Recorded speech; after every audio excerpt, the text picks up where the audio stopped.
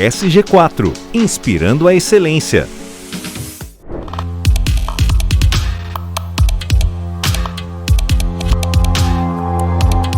Muito bom, pessoal, ter você novamente aqui no Gestão em Ação.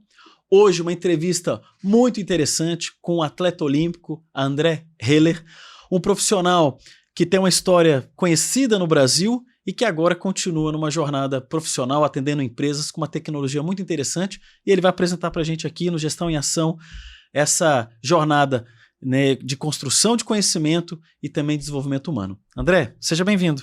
Oi, Ivo, tudo bem? Prazer estar aqui com você, muito obrigado pelo convite, venho acompanhando todo esse movimento que você tem feito e uma delícia estar aqui, estou muito honrado de estar aqui contigo. Muito bom, André.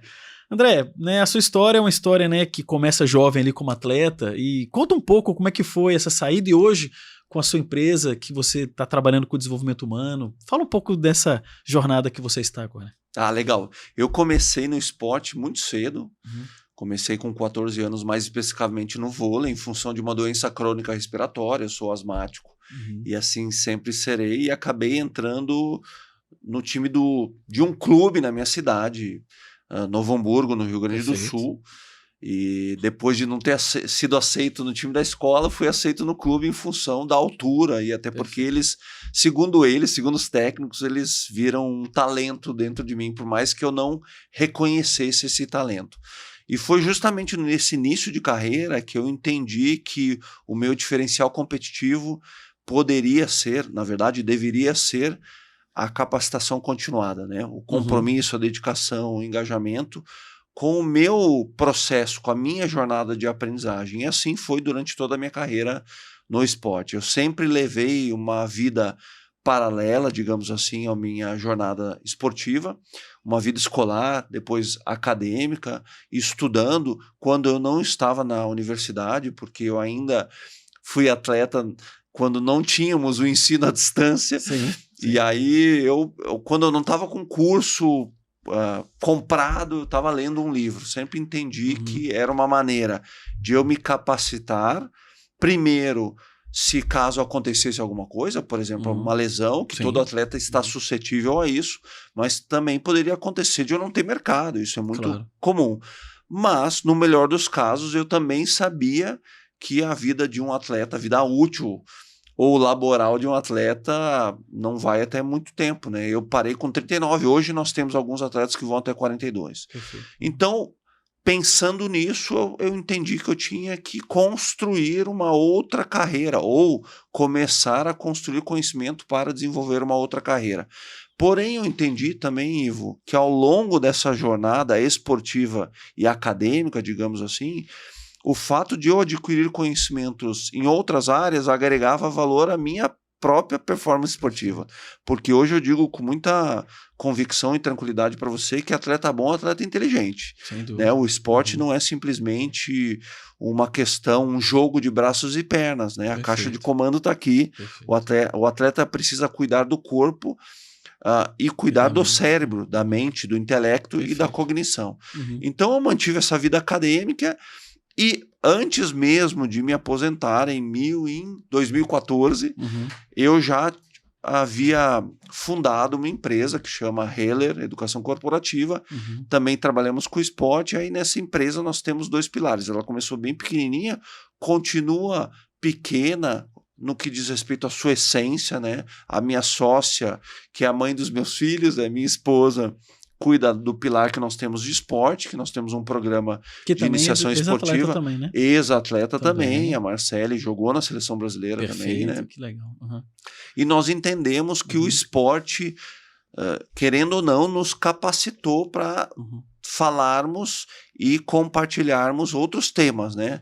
É a questão das habilidades transferíveis, né? Perfeito. E fomos nos capacitar para oferecer isso tanto para o setor escolar, né? O ambiente escolar, tanto para as empresas, para o ambiente corporativo, que é o pilar da empresa que eu cuido. Então, hoje nós temos uma empresa que chama, de novo, Heller Educação Corporativa e Esporte, com um programa para as escolas particulares, através de atividades extracurriculares, mais especificamente o voleibol, e eu cuido do nosso pilar, que é de educação corporativa, onde eu entrego para as empresas, para as organizações, desde palestras até treinamentos, workshops, imersões, e trabalho com assessments consolidados no mercado também. Isso tudo surgiu da nossa vida esportiva, né? O que o atleta mais faz é treinar. Sim. Eu entendi que treinar para outras profissões é estudar, e foi isso que eu fiz e faço até hoje, na verdade.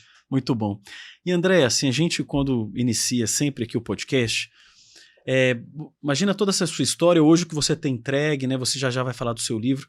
Como que esse tema hoje, desenvolvimento humano, na sua interpretação, faz conexão com o tema gestão e sustentabilidade, que é a essência do nosso podcast? A gente leva para toda aqui a TV Cultura Paulista, no YouTube, as pessoas que querem entender um pouco desses temas. E como é que você vê esse gancho de desenvolvimento humano com gestão e sustentabilidade? Ivo, a ponte que conecta esses dois temas é o fator, é o componente mais importante em qualquer área de atuação. São as pessoas. Hoje as organizações estão entendendo, não são todas ainda, é um movimento que está em desenvolvimento ainda, mas as organizações cada vez mais entendem que, como trabalham com pessoas, também são organizações sociais. E se são organizações sociais e trabalham com pessoas, também precisam ser organizações educacionais. Perfeito. As pessoas, os colaboradores, nós precisamos entender que a capacitação continuada é condição sine qua non. Não tem jeito. E aí são as pessoas que unem esses dois temas, afinal de contas, para trabalharmos ou transitarmos ou gravitarmos nesses temas, nós precisamos nos capacitar. E as organizações estão entendendo isso e cada vez mais investindo na capacitação dessas pessoas que são profissionais e que são colaboradores. André, e essa capacitação, primeiro que eu concordo com você, naturalmente, né, uma empresa que tem pessoas qualificadas, estruturadas, né, com aspectos cognitivos bem pautados, vai entregar melhor, né? A empresa cresce, a empresa se desenvolve mais, e o empresário que percebe isso é um empresário inteligente, né, que vai fazer com que a empresa performe mais. Ele tem vontade de que aumente as vendas, a lucratividade, a produção, mas precisa de pessoas para executar tudo isso, e pessoas mais qualificadas, obviamente, vão levar a um sucesso maior. Me fala uma coisa, hoje você traz o conceito da disciplina, da metodologia, da rotina, do planejamento para isso? É essa a estrutura que você aprendeu como atleta, que você traz para as empresas? Me fala um pouco, tenho curiosidade. Sim, tem muitos componentes, né? Muitos conhecimentos, ou melhor dizendo, até aprendizados, que podem ser compartilhados com o ambiente corporativo, o ambiente organizacional e também educacional, que vem do esporte, né? Agora nós temos que entender que são pessoas, cada pessoa aprende de uma maneira diferente, cada pessoa tem os seus próprios talentos, né, as suas próprias habilidades e também as suas próprias limitações. Né? E aí, nesse sentido, Ivo, também nestes últimos anos, décadas, né, o mercado sofreu e vem sofrendo transformações exponenciais em função da tecnologia. Sem dúvida. Não tem dúvida disso. Vivemos no mundo bunny, né, que falam, ou mundo VUCA, né, volátil, incerto, complexo e ambíguo, e temos que saber que a questão da capacitação continuada ou do treinamento contínuo dentro das empresas não é um discurso bonitinho. Não é um discurso motivacional. Sim, nós estamos aqui pensando em estratégias de desempenho para resultados. É isso que todos nós queremos. Né? A capacitação continuada é a estratégia mais inteligente, não só inteligente, é a estratégia mais eficiente para a eficácia dentro de uma empresa, sem dúvida nenhuma. Quando as pessoas conhecem quais são os seus conhecimentos, seus aprendizados, suas habilidades, suas competências, elas também têm clareza daquilo que podem oferecer e o que precisam fazer para oferecer. Nesse sentido, aqui nós estamos falando de habilidades comportamentais, ou que foi muito falado durante a pandemia, né, as soft skills. Sim. Né? Hoje eu posso te falar com muita tranquilidade, baseada no meu conhecimento empírico, que o esporte me concedeu e que eu venho trabalhando já há 12 anos, este ano nós fazemos 12 anos com a empresa, e também naquilo que eu venho estudando todos os dias, porque é uma construção contínua Sim. quando você trabalha com educação corporativa, é que as habilidades comportamentais, ou melhor dizendo, os comportamentos, constituem a base da performance e do desempenho de qualquer profissional em qualquer área de atuação. Sim. Então, quando a gente fala de desenvolvimento humano, nós estamos falando, sobretudo na nossa empresa, de aprimoramento de soft skills. De soft skills. Dependendo da ausência ou não de uma habilidade comportamental, as habilidades técnicas elas perdem valor. Perfeito. Ontem mesmo eu estava dando um treinamento para uma empresa e a empresa falou muito sobre o atendimento ao cliente, o quanto o atendimento, a qualidade do atendimento ao cliente fideliza o cliente. Para atender com qualidade, nós precisamos sim de técnica, de estratégia. Agora, se a intenção não está ali implícita, não adianta nenhuma habilidade técnica. De novo, o comportamento, as habilidades comportamentais, ou melhor dizendo, as soft skills, constituem a base do desempenho de qualquer profissional em qualquer área de atuação. André, eu dando um exemplo aqui, a nossa empresa, a SG4, é uma empresa de consultoria. Então, a gente trabalha com profissionais muito qualificados, né? Com graduação, pós-graduação, experiência profissional vasta, muito larga. Mas tem uma coisa, e a gente já aprendeu isso já na nossa empresa, tem 17 anos. Você pode ter o arcabouço técnico que, assim, absurdo, fantástico, um currículo de 80 páginas. Mas a maneira de se comunicar, de acolher, de conversar, de ouvir, de entender a realidade daquele cliente específico. Imagina, a gente sai de uma empresa de energia e vai para uma concessionária de rodovia, no outro dia cosmético, e no outro dia uma indústria química. Então, o profissional que hoje trabalha nesse tema nosso de sustentabilidade, da consultoria, ele está cada dia num ambiente diferente, com formações diferentes, com empresas diferentes, com histórias e culturas diferentes. Você pode... E o que já aconteceu? Rigidez, falta de flexibilidade de fazer um discurso diferente, ouvir o cliente de uma forma do que ele está pedindo ali para aquele momento, e ele, não, eu trabalho assim, ponto. As habilidades comportamentais na nossa empresa, a gente sempre fala, é 20% técnico e 80% comportamento, porque quando dá errado, você pode investigar, não é questão técnica, porque a questão técnica é fácil, você falar tecnicamente como você faz atende uma legislação ambiental, isso é uma coisa que é pragmática e de conhecimento que hoje está disponível. Agora, como falar isso, para quem falar isso e como obter bons resultados dessa conduta, exige essa habilidade do profissional. Então, a gente já discute isso há muito tempo e a gente busca qualificar muito os nossos consultores, porque tecnicamente eles já vêm prontos, mas aqui não. A parte comportamental não. E aí, né, você trouxe esse assunto e hoje levar isso para o profissional não é fácil, porque eu acho que o profissional tem que estar aberto a entender que ele tem melhorias, que ele pode se desenvolver. Perfeito. E qual que é a sua percepção sobre isso, né? Ótimo, Ivo. Você tocou, acho que no ponto de origem, sabe? Porque o profissional de qualquer área de atuação, pode ser do esporte ou dentro de uma corporação, ele precisa entender o porquê precisa aprimorar habilidades comportamentais. Né? E em todo o processo de aprimoramento de habilidades comportamentais, o ponto de origem, a gente fala que é o autoconhecimento ou autoconsciência.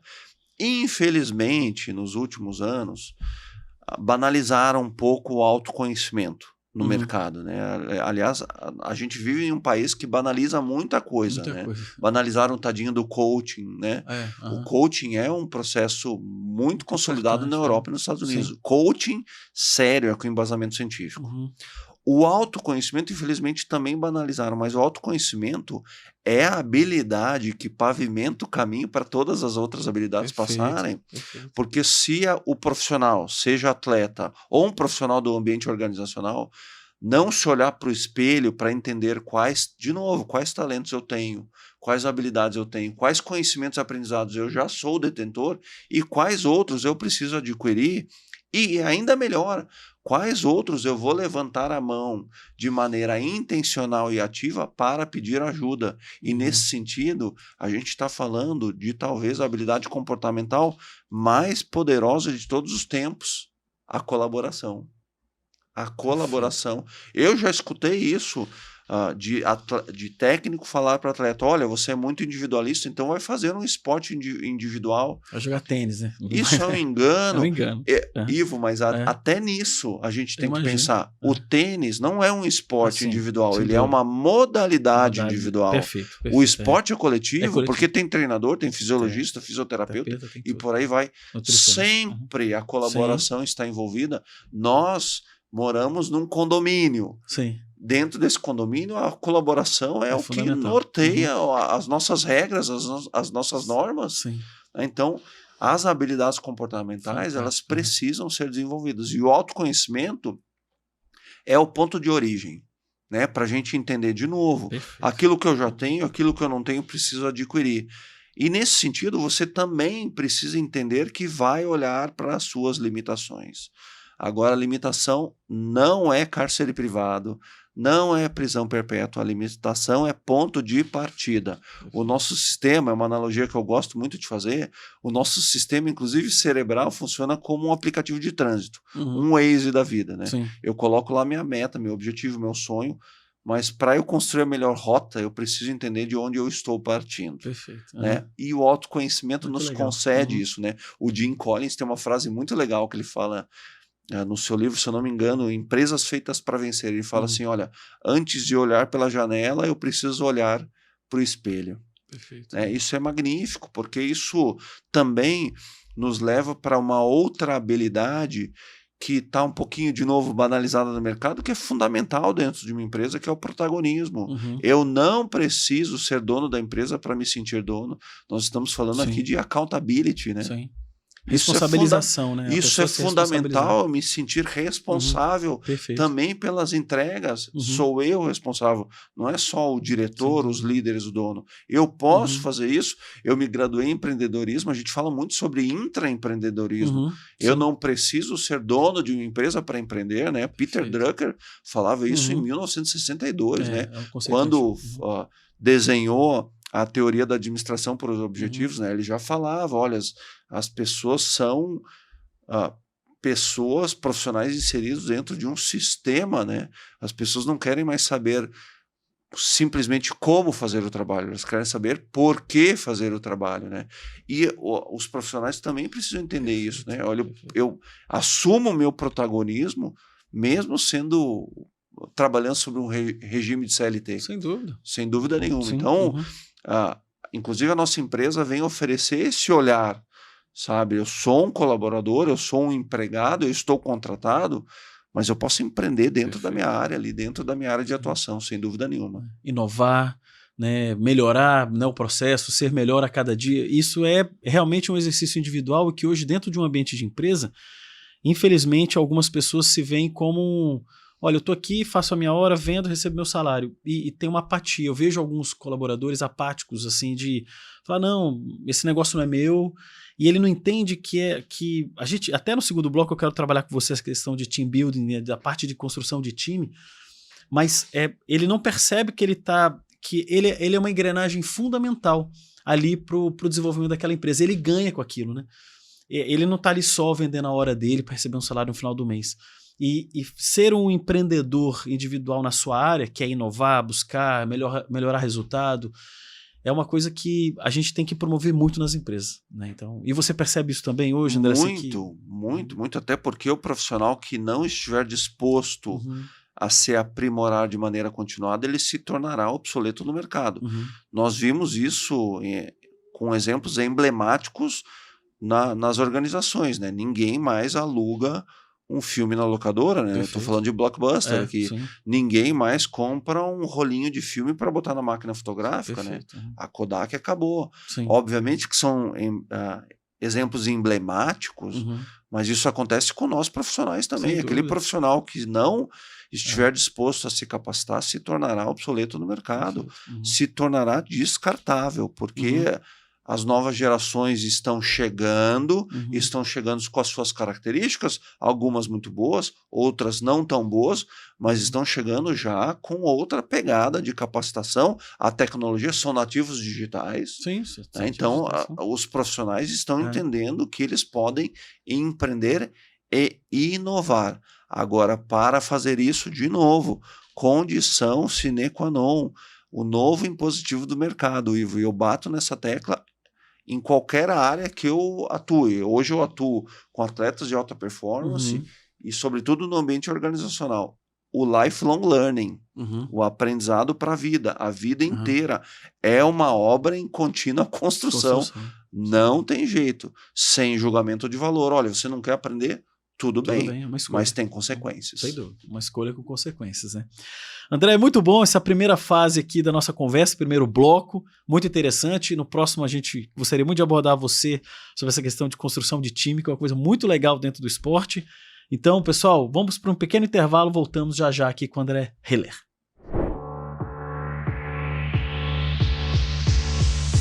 SG4 Treinamentos, capacitando talentos, impulsionando negócios. Seguindo aqui, então, a entrevista com o André Hiller. André, você tem uma experiência muito grande como atleta, um atleta olímpico, e depois foram 3 medalhas de ouro? 2 medalhas? Foram 2 medalhas olímpicas, uma de ouro em Atenas 2004, uma de prata em Pequim em 2008, e tem outras medalhas como o Campeonato Mundial em 2006 em Tóquio, no Japão, e por aí vai. Eu, sinceramente, nunca parei para contabilizar. E é uma coisa que eu falo muito, né, Ivo? Porque o senso comum acha assim, né? Primeiro que se for na internet e buscar o nome de um atleta conhecido, geralmente o histórico vem em conquistas, né? Como se a vida de um atleta fosse só conquistas, né? Eu nunca contabilizei, mas se eu for fazer uma contabilidade aqui, eu com certeza muito mais perdi jogos do que venci. Sem dúvida nenhuma, sem dúvida nenhuma. A questão é o quanto eu aprendi com vitórias e derrotas, né? Mas é que se você vai botar lá no Wikipedia lá, ele traz um monte de títulos, tudo bem, maravilhoso, tenho o maior orgulho, mas as medalhas são simplesmente símbolos da construção da jornada, na minha percepção. Fantástico. E em função disso, até minhas medalhas não estão enquadradas, não estão em cofres. As medalhas estão na minha casa, obviamente, mas são acessíveis para serem tocadas, inclusive pelos meus filhos. Não para que eles tenham as minhas medalhas, mas para que eles entendam como construir as deles. Muito legal, muito legal. E claro que isso, né? E esse bloco eu queria muito ouvir você, pela tua experiência, essa formação de time, né? O time, e você falou muito bem isso no primeiro bloco nosso, que cada um tem sua habilidade, sua competência, tem os seus pontos a serem desenvolvidos. Como que você vê isso, André, assim, no ambiente empresarial, fazendo analogia à estrutura do esporte? Porque você conquistou essa medalha que a gente estava falando aqui com um time. Você tinha lá o Bernardinho em alguns momentos como técnico, você tinha o Giovani na época que também trabalhava, né, do seu lado, e outros atletas, o Maurício, o levantador. Então, você teve outras pessoas com competências específicas ali e com habilidades e também com pontos de melhoria. Como é que você vê isso no ambiente empresarial, fazendo essa analogia de time, construção de times, né? Posso começar te respondendo, contando uma história? Por favor. Então, por favor. Nós fomos reconhecidos, a nossa geração de 2001 a 2008, fomos reconhecidos pelas autoridades mundiais do esporte como a melhor geração de todos os tempos na história dos esportes coletivos. Eu não sei se fomos ou não, nunca tive essa pretensão de saber, mas o fato é que fomos reconhecidos.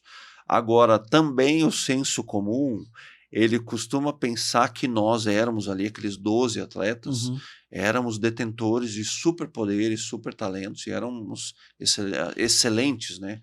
Atletas incríveis. E, na verdade, isso é um equívoco, uma visão equivocada.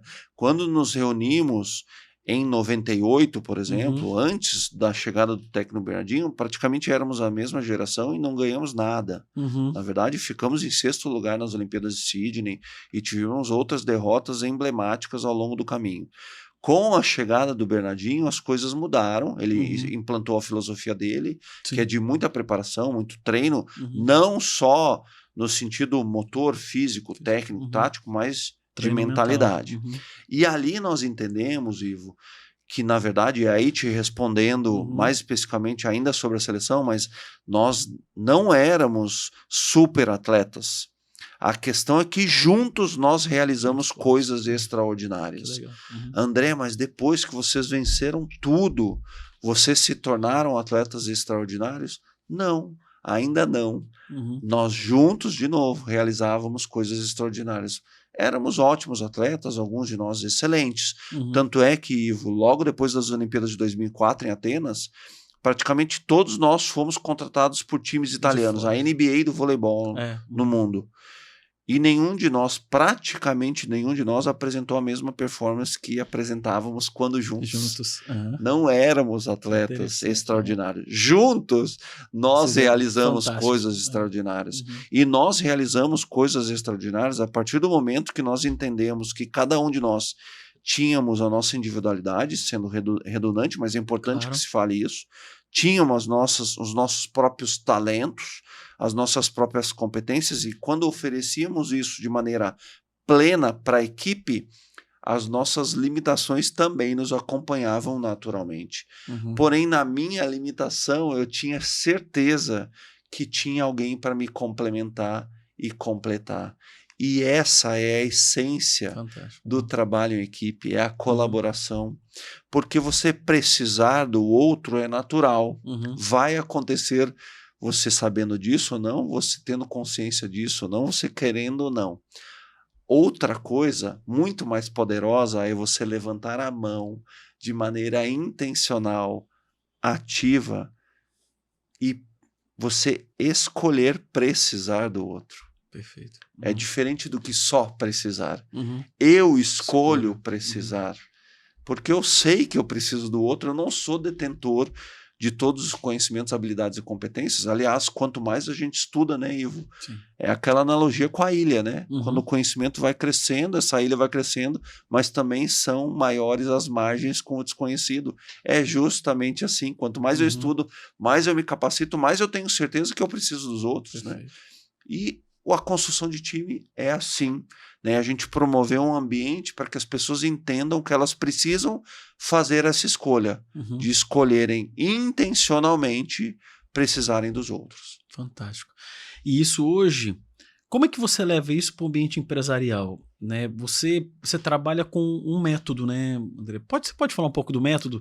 Porque, obviamente, está embasado neste conceito, né, no conceito de team building, né, de desenvolvimento até individual. Fala um pouco como é que você hoje, quando leva isso para uma empresa, você consegue fazer essa ponte. Legal, Ivo. A força motriz de qualquer processo de construção de equipes, de novo, é a capacitação continuada. Perfeito. Sem dúvida nenhuma. Os colaboradores precisam entender e sentir que é necessário o aprimoramento contínuo. Agora, no entorno da capacitação continuada, gravitam alguns componentes fundamentais. Para a gente começar a construir uma equipe, nós primeiro precisamos pensar nas individualidades. Então, cada colaborador precisa passar por um processo de autoconhecimento. Sem dúvida nenhuma. De novo, autoconhecimento é a habilidade que pavimenta o caminho para todas as outras habilidades serem construídas, inclusive. Nós estamos falando de autoconhecimento para autogestão. Autoconhecimento é o que a gente chama, por exemplo, no modelo iceberg, daquilo que ninguém vê, né? Porque ninguém vê como eu penso e como eu me sinto. Né? O modelo iceberg fala muito sobre isso, né? A analogia com iceberg, né? Abaixo da superfície, ninguém vê aquilo que eu penso e sinto. Acima da superfície é aquilo que as pessoas veem, inclusive eu vejo nas outras pessoas, que são os comportamentos e os resultados. Então a gente começa primeiro pensando nessa parte que ninguém vê, submersa, né? Que são os meus pensamentos, as minhas crenças, aquilo que eu acredito. E esse primeiro patamar, digamos assim, que é dos pensamentos, das crenças, daquilo que eu acredito, dá origem aos meus sentimentos, que eu prefiro falar até de respostas emocionais, né? Aquilo que eu penso geram respostas emocionais. Então, na minha visão, é extremamente importante que cada pessoa passe por esse processo. Porque para eu conseguir gerir o mundo externo, primeiro eu preciso entender como gerir o mundo interno. E para isso eu preciso identificar, né, como eu penso, aquilo que eu sinto, aquilo que eu tenho, aquilo que eu não tenho, quais competências eu tenho, quais habilidades eu não tenho. Então, primeiro, um trabalho de autoconhecimento para a autogestão.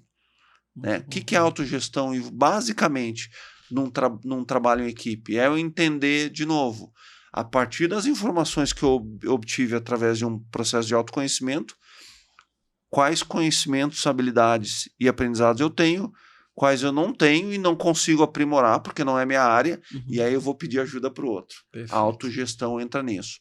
Mas para isso, Ivo, a gente precisa de um binômio muito poderoso, que é amplamente reconhecido no ambiente organizacional e não é conversinha motivacional nem bonitinha. É o binômio formado por humildade e coragem. Fantástico. Tá? Mas humildade, há uma confusão. Humildade não é despretensão, Sim. não é um voto de pobreza, Sim. não é um sujeito tímido, quietinho, não tem nada a ver com Sem isso. Se a gente dúvida. for num bom dicionário, Antônio Ruais, por exemplo, a gente vai encontrar lá, humildade vai estar despretensão, timidez, conivência, complacência. Agora tem um vocábulo, na verdade um conceito no final da lista que ele é muito poderoso. Diz assim, humildade. O sujeito humilde é consciente das próprias limitações. Por que isso é importante? Fantástico. Porque eu só vou aprimorar aquilo que eu sei que precisa ser aprimorado. Caso contrário, se eu não sei aquilo que eu não sei, eu não vou buscar capacitação. Né? Tem uma frase do Yang que é sensacional. Ele fala assim, até que eu me torne consciente, o inconsciente vai reger a minha vida e eu vou culpar o destino por isso. Sem dúvida. Né? Eu preciso ter consciência. Por que a humildade é importante? Porque eu, naquilo que eu não tenho ou não posso aprimorar, eu, de novo, vou contar com outro que vai me complementar e me complementar e completar.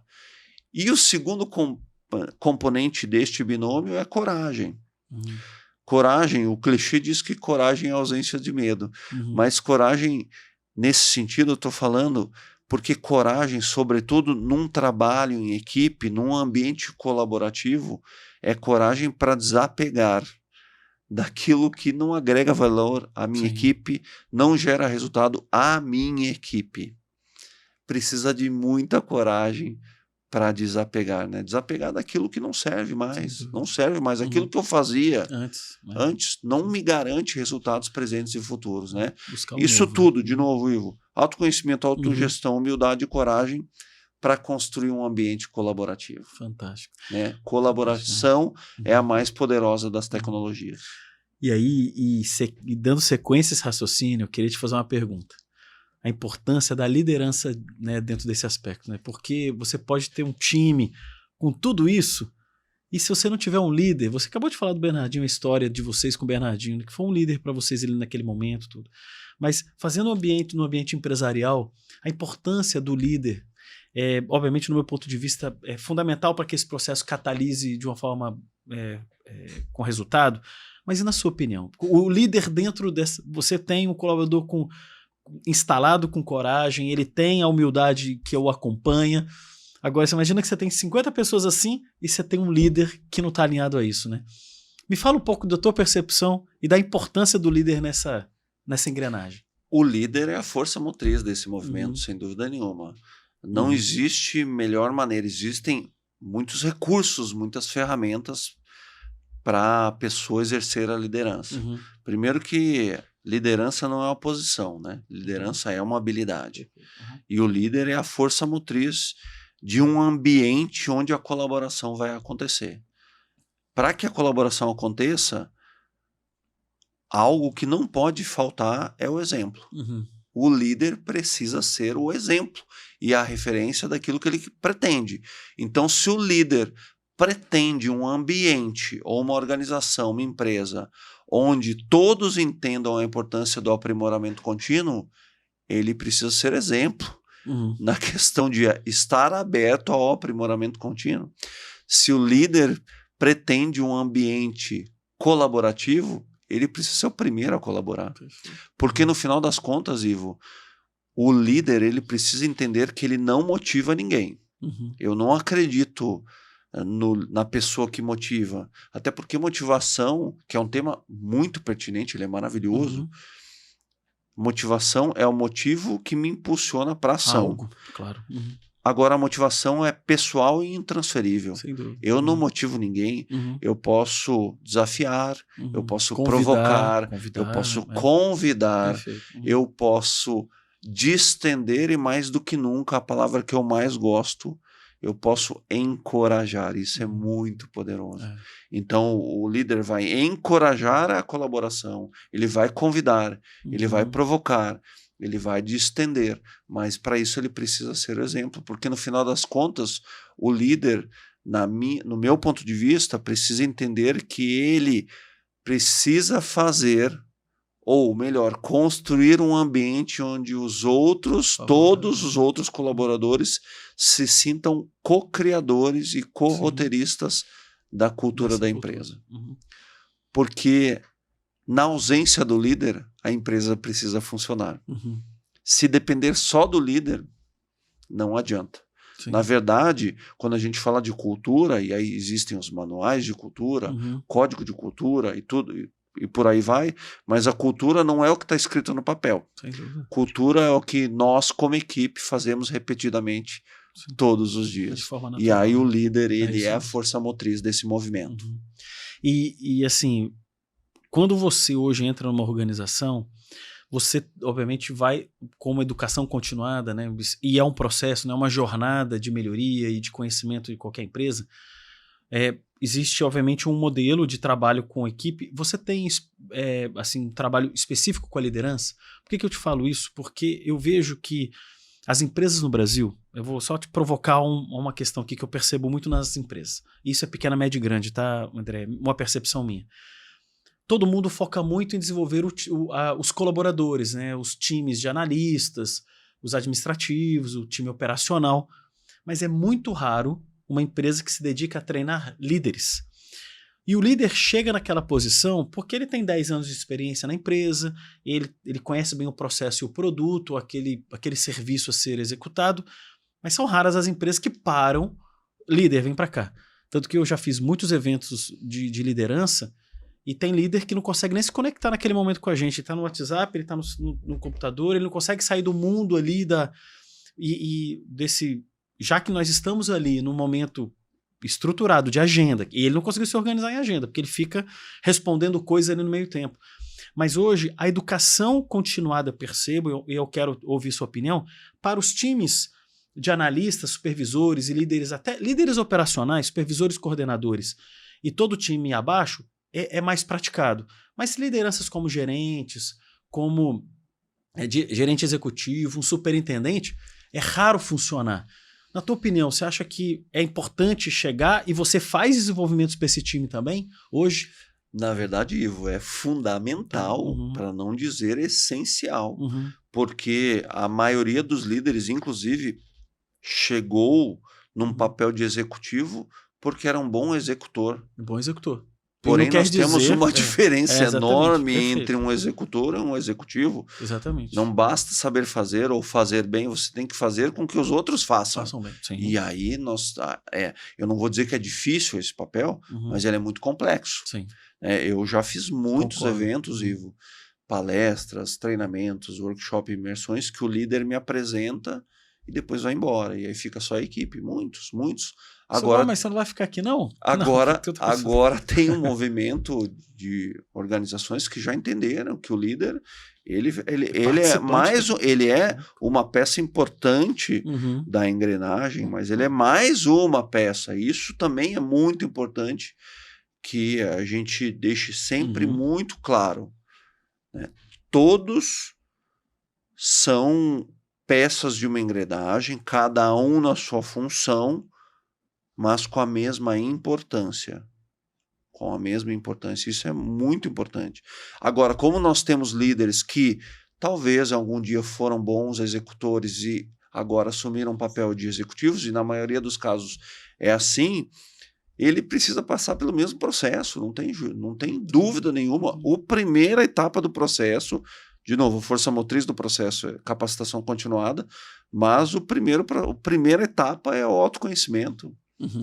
E aí o que eu percebo muito, tá, Ivo, no esporte e fora do esporte, líderes esperando que os seus colaboradores sejam clones. Clones, olha, minha equipe, eu quero que eles pensem E ajam, sintam e, e sobretudo, ajam, ajam como eu. como eu. Nunca vai Não funcionar. acontecer isso, né? Nunca, porque cada um tem sua individualidade. De novo, é tão óbvio, né, Ivo? Uhum. Tão óbvio isso, Ivo. Mas o que eu mais vejo são organizações e times errando no óbvio. Uhum. É óbvio que eles não são clones, eles não vão fazer aquilo que você espera que eles façam. Uhum. Até porque olha o modelo iceberg, que bacana Sim. que é. Ninguém pensa como você, Sem dúvida. naturalmente. Uhum. Automaticamente não vai ter as mesmas respostas emocionais e é por isso que não tem os mesmos comportamentos, mas isso é muito bem-vindo. E aí tem um componente, um ingrediente que ele é fundamental na liderança, que é a tal da empatia, Uhum. que, de novo, né, banalizaram no mercado, Uhum. mas ela é muito importante. Empatia não é simplesmente, olha, a capacidade de você se colocar no lugar do outro. Uhum. Não, isso não é nem Uhum. possível. Para você se colocar no lugar do outro, você vai ter que pensar como o outro, Uhum. sentir como o outro, Viver agir como o outro, ter os mesmos resultados. Isso não é possível, você não é outro. Você não é outro. Empatia, e aí eu trago um conceito muito bacana de uma ferramenta que eu gosto muito de usar, que chama EQI 2.0, Uhum. e o conceito de empatia para essa ferramenta, para essa empresa, Uhum. que é uma empresa canadense, ele fala assim, empatia é a nossa capacidade de entender que aquilo que o outro pensa e sente é genuíno, você concordando ou não. Uhum. É aquilo que ela pensa e sente, é dela, você pode não concordar, você pode até achar que não é verdade, mas é genuíno da outra pessoa. Uhum. Porque é a outra pessoa. Sim. Agora, entendendo que cada um tem a sua individualidade, que você é diferente de mim, aí sim nós vamos trabalhar. E aí sim, dessa diversidade, surge a colaboração. Só que precisa ter esse entendimento. No esporte acontece muito isso, Ivo, de formamos um grupo, né? Apresentamos um grupo, no vôlei isso é emblemático. Um grupo se apresenta, jogadores, comissões técnicas e todos aqueles outros profissionais que ficam no entorno de uma equipe, e aí naturalmente as pessoas esperam, sendo redundante, que naturalmente esse grupo se torne uma equipe.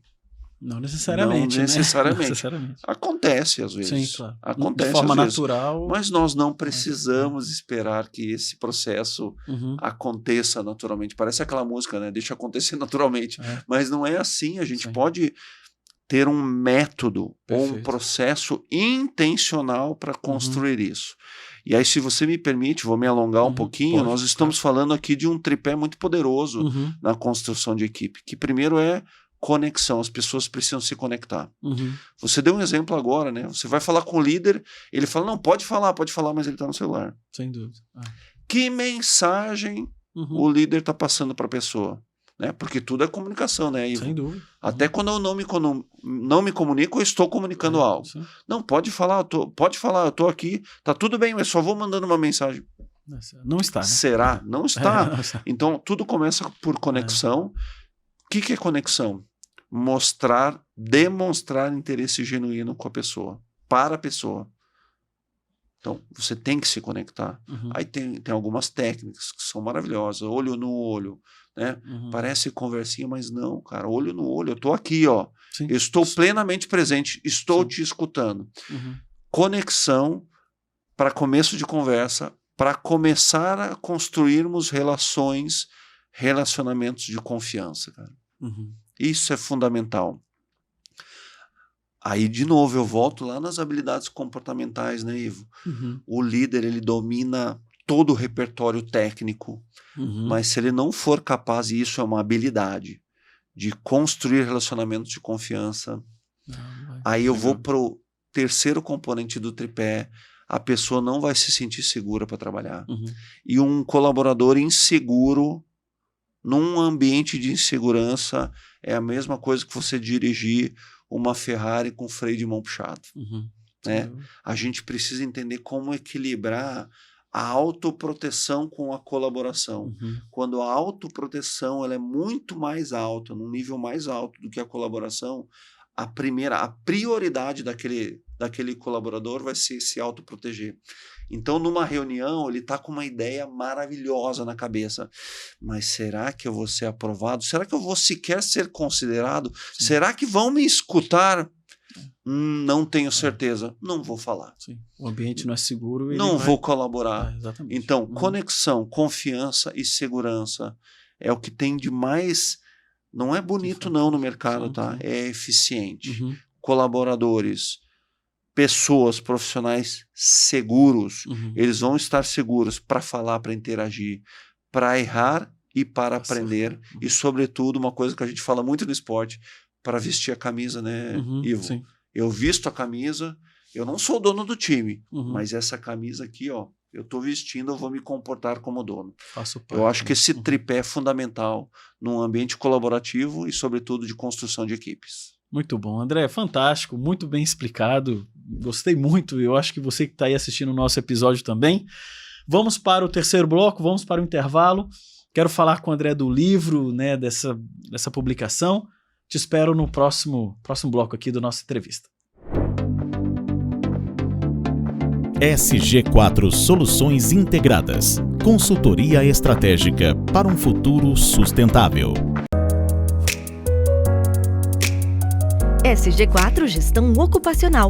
Trabalhe com segurança, viva com saúde. Seguindo aqui, pessoal, a entrevista com o André Ehler, vamos falar de uma entrega que o André, né, com a sua experiência, com a sua dedicação, construiu, que é um livro, que eu sei que não é fácil você construir, né, um livro, é um esforço de Hércules para você sintetizar tudo aquilo que você tem em algo que possa ser contributivo com a nossa sociedade, publicado pela editora Gente. Fala um pouco para a gente, por favor, André, desse projeto, como é que você usa o livro hoje dentro do seu trabalho, como é que foi essa construção, por favor. Ivo, esse livro foi um projeto de 6 anos, mas era um sonho antigo, né? Eu tive alguns sonhos fundamentais na minha vida. O primeiro, ser campeão olímpico, foi realizado. Depois eu entendi que, na verdade, a medalha é o símbolo de um processo. Perfeito. E neste processo surgiu um outro sonho, né? Dizem que todos nós temos que ter filhos, plantar uma árvore e escrever um livro. Perfeito. Eu tenho 2 filhos, eu já plantei muitas árvores. E o projeto do livro, um projeto de 6 anos, ele nasceu em 2022 pela editora Gente. Um projeto de 6 anos porque eu roteirizei o livro. Obviamente, muita gente se envolveu, eu contratei profissionais para me ajudarem. Eu nunca tinha escrito um livro, né? Para mim era tudo novidade, até para entender do mercado de livros. E foi um projeto de 6 anos, mas eu sempre tive uma ideia de que eu não deveria publicar algo biográfico, tá? Sim. Então me reuni, botei o projeto debaixo do braço e me reuni com algumas editoras, e foi muito interessante, porque algumas editoras nem me receberam, outras editoras receberam e não quiseram, e aí eu fiz uma reunião muito bacana com a Roseli Boschini, que é a CEO da editora Gente, e eu comecei contando para ela de onde eu vinha, né? Ela me conhecia como atleta, mas não conhecia a minha vida acadêmica, digamos assim. Foi muito legal, porque ela me falou que muitos atletas a procuravam para publicar livros biográficos, e eu lembro como se fosse hoje. Ela me falou assim: André, biografia no Brasil vende assim, é de Barack Obama, Papa Francisco, e por aí vai, Lady Di, por aí. Então a gente quer um livro de conteúdo. Eu já vinha com essa abordagem, acabei fazendo uma imersão com a editora Gente para aprimorar o meu roteiro, né? Mas foi realmente um ajuste fino. Na natação a gente fala que é polimento, né? Um ajuste fino. Então foi um polimento do meu projeto, e aí começamos a escrita. Eu contratei uma professora de português, porque eu gosto do português bem falado. Pelo menos essa é a minha pretensão. E eu queria um livro, obviamente, com estruturas frasais dinâmicas, mas eu queria um livro ágil, sabe? Sim. Eu queria um livro, porque eu sou apaixonado por leitura, e eu gosto daquela leitura que você lê 100 páginas e nem percebe. Eu acho que todo mundo gosta. E eu queria um livro dinâmico, ágil e rápido, e realmente o produto final acabou ficando assim. É um livro de conteúdo, de informações, eu compartilho algumas pesquisas, alguns estudos. É um livro de muita entrevista, então o prefácio foi escrito pelo técnico Bernardinho, não podia ser outro. Sim, eu sempre quis um livro com pós-fácil e convidei um grande amigo que, antes de ser meu amigo, se tornou o meu mentor, mesmo sem ele saber que era o meu mentor, que é o Sandro Magaldi. É uma das mentes mais brilhantes aí em gestão organizacional, né? Autor de 8 livros na área. Escreveu o Pós-Fácil. Eu entrevistei o Bruninho do vôlei, filho do Bernardinho, entrevistei o Lars Grael, entrevistei o Ricardo Amorim, entrevistei o José Tolov Jr., que é o fundador do Great Place to Work no Brasil, entrevistei José Salib Jr., José Salib Neto, que é o autor, junto com Sandro Magaldi, de 8 livros sobre gestão e autor do Algoritmo da Vitória, o livro de esportes mais vendido na América Latina. E entrevistei a Adriana Filippelli, que é a maior autoridade de autoconhecimento no Brasil. Entrevistei o Marcos Rossi, que é um amigo, um profissional super mentor aí, discípulo do Anthony Robbins. Curiosidade, o Marcos Rossi não tem nem pernas nem braços. É um profissional que dá aula, ele é maravilhoso. Então é um livro de muita entrevista, muito conteúdo. Curiosidade do livro. A partir do capítulo 3 até o capítulo 13, ao final do capítulo, eu destino ao leitor uma sessão que eu chamo de mão na massa. Então, como a gente sabe, a andragogia fala sobre isso. Né? Que nós adultos aprendemos colocando a mão na massa. Então, eu apresento o conteúdo, um conhecimento, mas para transformar esse conhecimento em aprendizado, eu tive essa ideia, sempre quis isso, um espaço para o leitor escrever. Então, eu apresento um método, um conceito, e o leitor, de acordo com a sua realidade, vai poder exercitar numa sessão chamada Mão na Massa. É um sonho realizado, já ficou 4 semanas na lista de mais vendidos da revista Veja e do site Publish News, em algumas categorias. Não era meu intuito, mas acabou ficando na categoria esoterismo e autoajuda. O meu foco sempre foi em outras categorias e acabou acontecendo. Então ele está bem posicionado na categoria negócios e está na prateleira de administração nas livrarias, mas as pessoas podem achá-lo em qualquer livraria também digital. Muito bom. E ele tem um título, né? Foque a ação e colecione resultados. Inclusive, né, André, a gente hoje, muito do nosso podcast, por que ele chama gestão em ação? Porque quando a gente coloca em prática as ideias, os projetos, os planejamentos que temos, obviamente a gente vai obter resultados e que sejam resultados não muito expressivos, mas com muito expressividade, mas o importante é que a gente haja, né, que a gente esteja em jornada, esteja caminhando e trabalhando, né, e aprendendo coisas novas. O livro, e eu falo, né, esse alinhamento ao processo, ele provoca e convida com certeza as pessoas à ação, tá? À ação.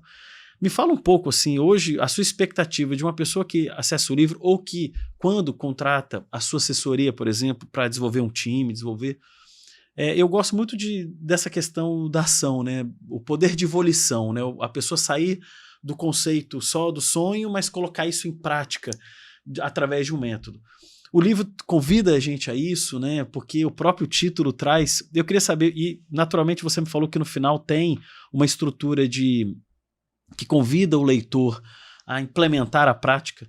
Me fala um pouco da ação. Eu acho que isso aqui tem muito poder, né? A pessoa ela pode ter grandes conquistas se ela se movimentar, se ela buscar, sabe que vai errar e a gente sabe que vai errar, vai escorregar, mas eu acho que a jornada é muito bonita, né?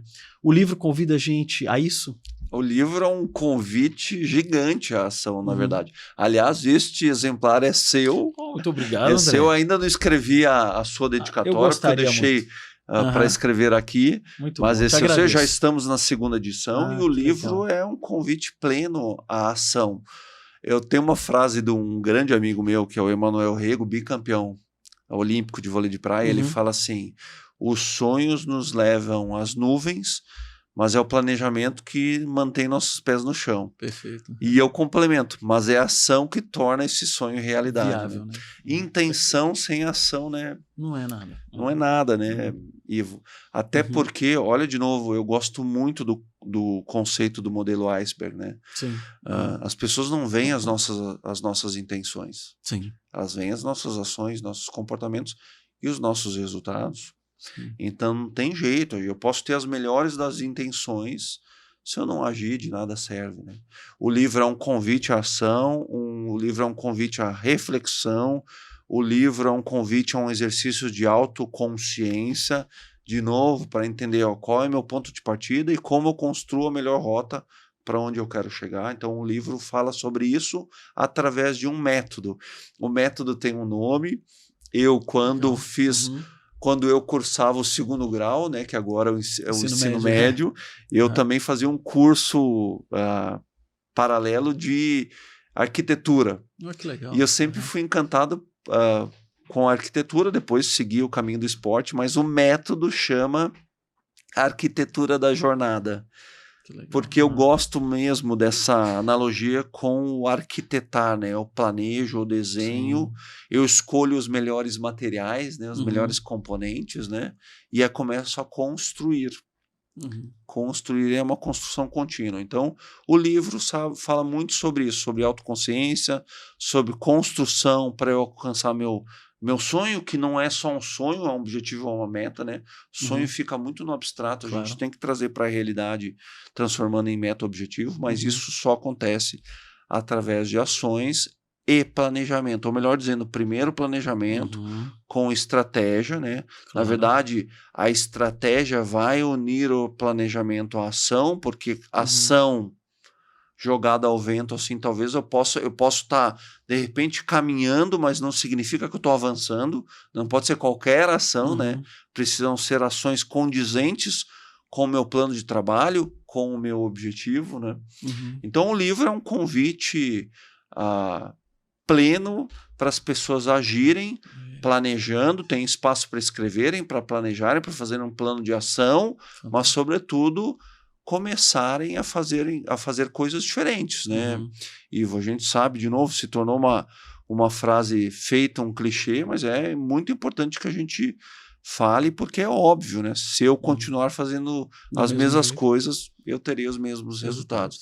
Se tornou um clichê, mas talvez seja uma das frases, uma das sínteses mais poderosas que tem. Poxa, eu quero resultados diferentes, eu preciso, a partir de amanhã, fazer algo diferente. Caso contrário, os resultados serão os mesmos. Os mesmos, né? Eu penso, sabe, André, assim, a gente fala muito também aqui, não só com grande empresário, mas também com pequeno e médio, né? Cada um tem uma realidade, tem as suas dores, tem, né, os seus medos, tem os seus sucessos ali. Mas eu acredito muito que um empreendedor, e esse canal naturalmente é visto não só por pessoas físicas e que estão aprendendo com a gente aqui na jornada de sustentabilidade e gestão, mas eu penso que uma pessoa que o mais bonito é a jornada, não no que se conquista com dinheiro, ou com fama, ou qualquer coisa, né?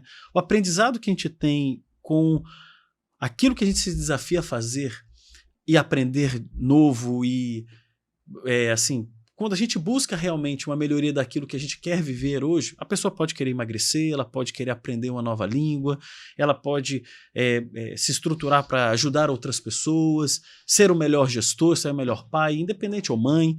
Eu acho que a pessoa sempre tem desejos e objetivos e metas, e eu concordo que o sonho é uma coisa que passa antes, só nos convida a pensar diferente. Agora eu tenho um objetivo, eu vou materializar isso. Eu penso que isso é um convite muito interessante e um dos objetivos do podcast é convidar quem assiste a gente na TV Cultura ou no YouTube ou através das suas redes sociais, que você vai poder usar esse vídeo, vai poder cortar, e eu também vou cortar para colocar os nossos aqui no perfil do Nevisivo, que é o perfil do nosso Instagram, do meu pessoal, que eu também trago algumas informações. Mas muito mais interessante isso é o convite a realmente colocar isso e fazer desenvolvimentos e conquistas, né?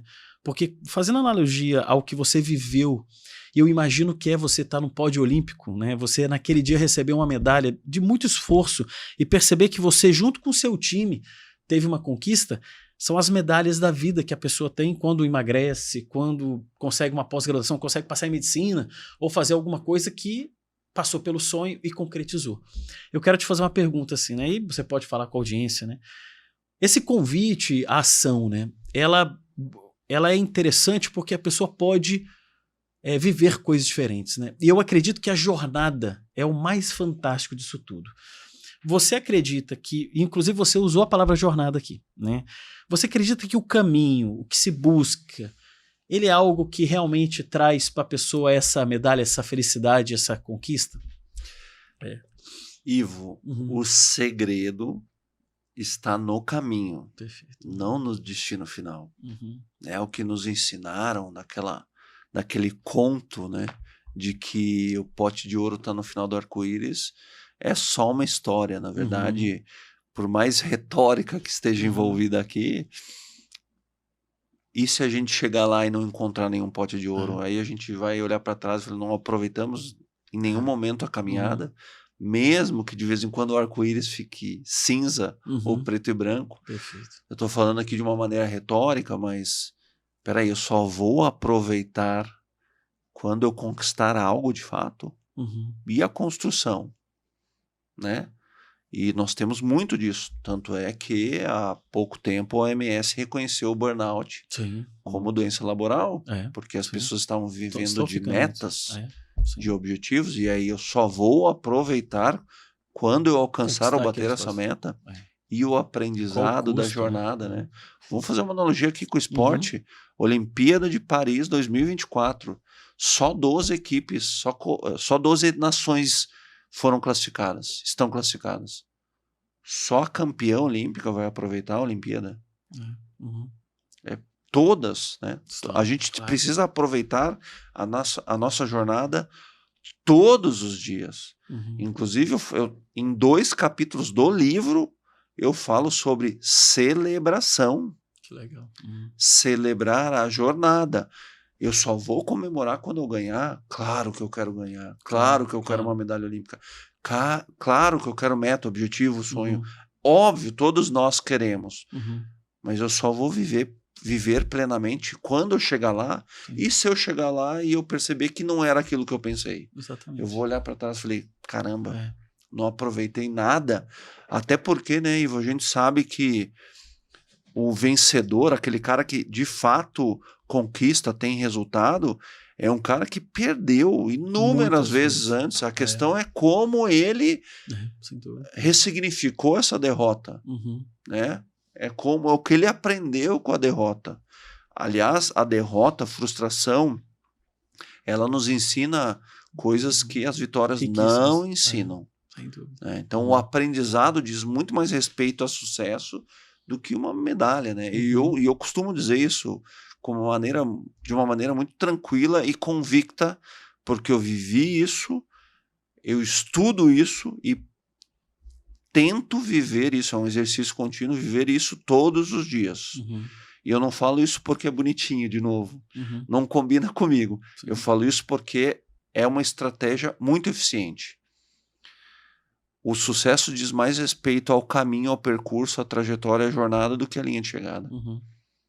E quem entende isso tem uma probabilidade muito maior, exponencialmente maior, de fato ter sucesso na linha de chegada. Porque aproveitou a trajetória, aproveitou para aprender, aproveitou para ressignificar resultado, seja ele uma derrota ou uma vitória, aproveitou para compartilhar, aproveitou para entender que sempre é uma caminhada colaborativa. Então, essas pessoas que entendem o poder e o significado do percurso da jornada, de fato, são aquelas pessoas que têm uma chance, de novo, exponencialmente maior de fato, conquistarem os resultados desejados. Muito bom. André, estamos chegando aqui ao final da nossa entrevista. Eu quero te agradecer muito a disponibilidade, né? A gente poder conversar e plantar, né, essas ideias, né? As ideias que o esporte traz de uma forma muito bonita, né? E poder levar isso para um cidadão que assiste o nosso episódio e também uma empresa que também está numa jornada de qualificação contínua de desenvolvimento. Quero te agradecer sinceramente. Obrigado pelo livro. Eu vou ler com certeza. Muito obrigado. Eu quero te agora, né, a sua mensagem, né, uma mensagem para a nossa audiência. Fique à vontade. Palavras de encerramento aqui da nossa conversa. O que você gostaria de falar para os nossos ouvintes? Olha, eu venho do esporte, Ivo, e há bem pouco tempo atrás, num passado não tão remoto, um caminho que se usava no esporte era de muito treino. Treinamento até exaustão. né? Hoje eu falo com muita tranquilidade, baseado no meu conhecimento empírico e naquilo que eu venho estudando na última década, que trabalhar em blocos de tempo, alternando com momentos de lazer, de estudo, de ócio, de prazer, nos torna muito mais produtivos.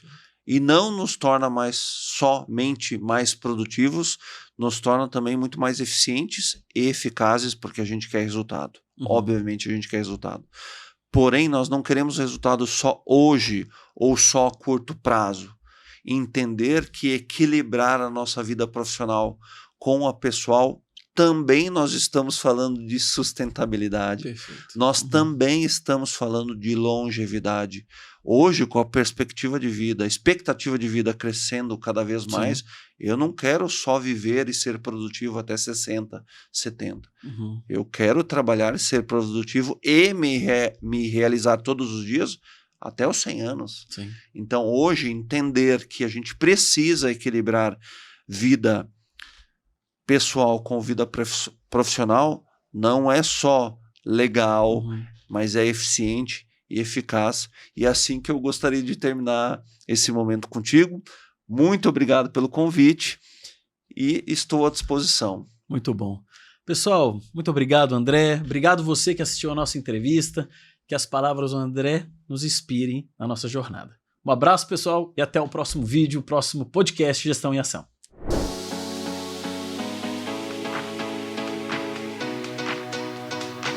SG4, inspirando a excelência.